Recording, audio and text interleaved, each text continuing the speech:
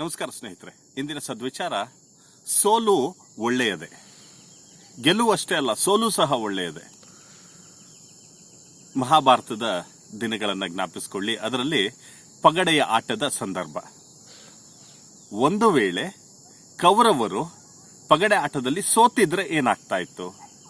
ಪಾಂಡವರೇನೋ ಗೆಲ್ತಾ ಇದ್ರು, ಅವರೇನೋ ಕೌರವರ ತರ ನನಗೆ ರಾಜ್ಯವನ್ನ ಕೊಡು, ನಿನ್ನ ತಮ್ಮಂದಿರನ್ನ ಮಡದಿಯನ್ನ ದಾಸ್ಯಕ್ಕಿಡು, ಆ ರೀತಿ ಎಲ್ಲ ಖಂಡಿತ ಕೇಳ್ತಾ ಇರಲಿಲ್ಲ ಅಲ್ವಾ? ಕೌರವರು ಗೆದ್ದಾಗ ಅವರಿಗೆ ಒಂದಷ್ಟು ಅಹಂಕಾರ ಬಂತು, ಮಾಡಬಾರದನ್ನೆಲ್ಲ ಮಾಡಿದ್ರು, ಕೇಳಬಾರದನ್ನೆಲ್ಲ ಕೇಳಿದ್ರು. ಅದರ ಪ್ರತಿಫಲವಾಗಿ ಯುದ್ಧ ಆಯಿತು. ಮಹಾಭಾರತದ ಕುರುಕ್ಷೇತ್ರ ಯುದ್ಧವೇ ಆಗಿ ಹೋಯಿತು. ಇನ್ ಕೇಸ್ ಅವತ್ತು ಅವರು ಸೋತಿದ್ದಿದ್ದರೆ, ಕೌರವರು ಸೋತಿದ್ದಿದ್ರೆ ಈ ರೀತಿ ಬಹುಶಃ ನಡೀತಿರ್ಲಿಲ್ವೇನೋ ಅಲ್ವಾ? ಕೆಲವು ಸಂದರ್ಭದಲ್ಲಿ ನಮಗೆ ಆಗ್ತಕ್ಕಂತಹ ಸೋಲು ಮುಂದೊಂದು ದಿನ ಒಳ್ಳೆಯದನ್ನೇ ಮಾಡ್ತದೆ ಅಂತ ನಂಬೋಣ.